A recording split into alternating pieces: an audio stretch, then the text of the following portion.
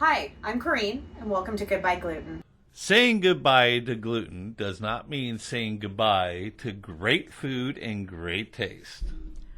So please like this video, share it with friends, and subscribe to our channel. So today we're going to make a pot roast for dinner. Remember Sunday dinner at Grandma's house? It's one of my favorite memories, and my grandmother would always do some type of a roast. Today we're going to do a beef pot roast. So here's what we're going to need. All right, so today we have a beef chuck roast I pulled out of the freezer. Quick tip is if you happen to see one at a really good price, but maybe you're thinking, oh, that's too big for my family. Maybe you don't want to eat leftovers for 2 weeks. Cut it in half and freeze it separately, and then you can use it later on down the road, and it makes it much more portion controlled.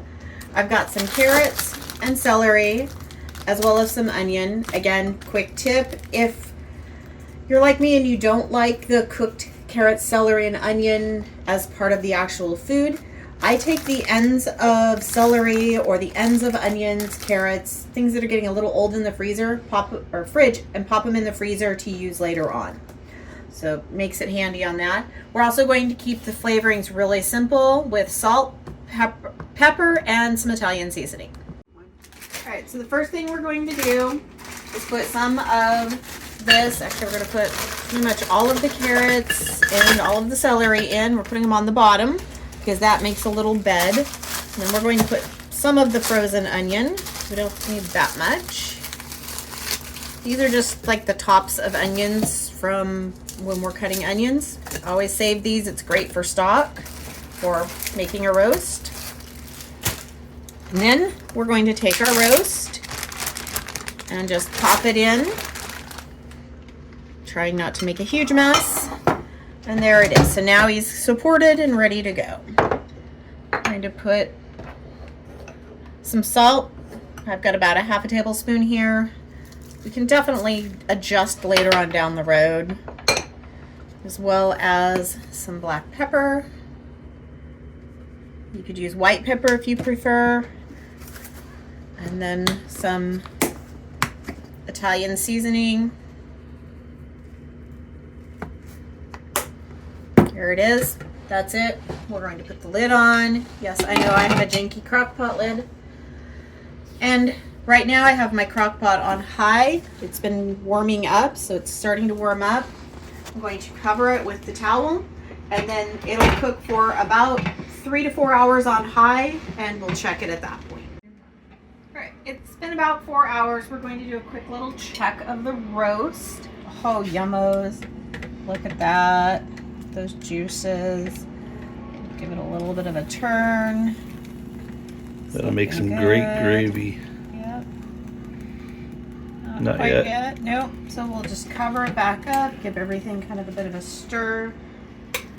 I did add about a half a cup of water a couple of hours ago. It was starting to look a little dry.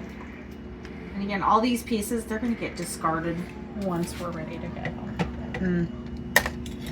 If only good. You could smell it.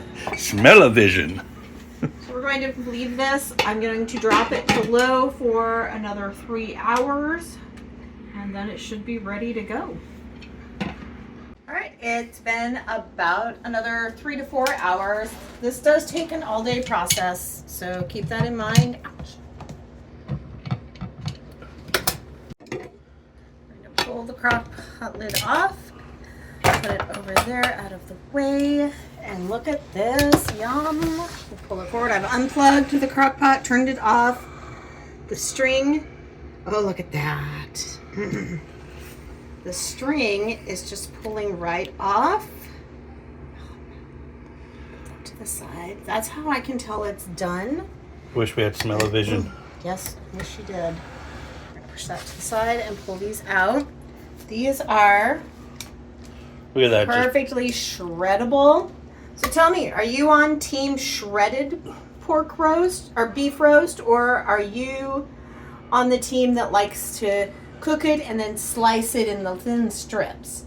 Let me know. Let us know in the comments. We'll see who's right and who's not. Because husband likes the kind where it's red in the middle and you slice it nice and thin. Wife is the team shreddy. I'm absolutely team shreddy. So again, we'll see who's right. Yeah. Okay. So now what we'll do is this is ready to go. We're going to let it cool a few minutes while I make gravy with those drippings. All right, so this is ready to go. You can plate it up. I recommend using the drippings to make some gravy, put on mashed potatoes or some pasta, but I'm not waiting. I'm going to try this now.